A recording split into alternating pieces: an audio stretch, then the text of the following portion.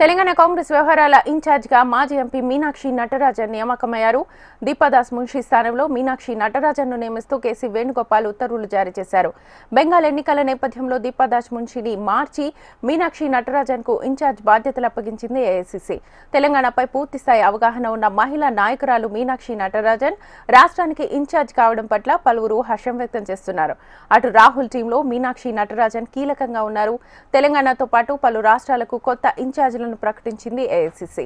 ఇందులో భాగంగా నిన్న తెలంగాణ కాంగ్రెస్ ఇన్ఛార్జిగా మీనాక్షి నటరాజన్ను నియమిస్తూ ఉత్తర్వులు జారీ అయ్యాయి. ఇదే అంశానికి సంబంధించి ఫుల్ డీటెయిల్స్ మా ప్రతినిధి ప్రేమ్ అడిగి తెలుసుకుందాం. ప్రేమ్,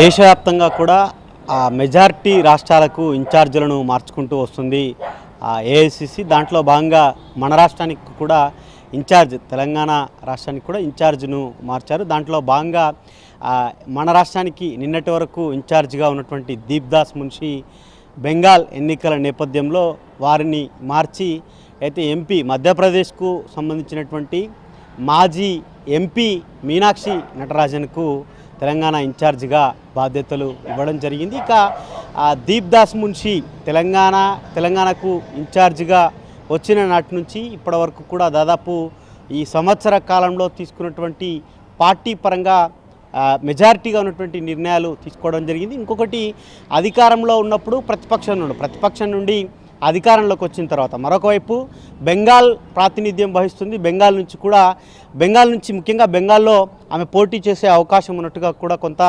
సమాచారం అయితే అందుతుంది. దాంట్లో భాగంగానే ఇన్ఛార్జ్ను మార్చినట్టుగా గాంధీభవన్లో చర్చ జరుగుతుంది. ఇక మీనాక్షి నటరాజన్కి సంబంధించి ఏదైతే రాహుల్ గాంధీకి సంబంధించి కోర్ కమిటీగా భావిస్తున్నటువంటి వారిలో ఒకరు మీనాక్షి నటరాజన్. వారు మధ్యప్రదేశ్ నుంచి ప్రాతినిధిస్తున్నారు. గతంలో ఎంపీగా కూడా పనిచేశారు. 2 పర్యాలు ఓడిపోవడం జరిగింది. ఒకసారి వారు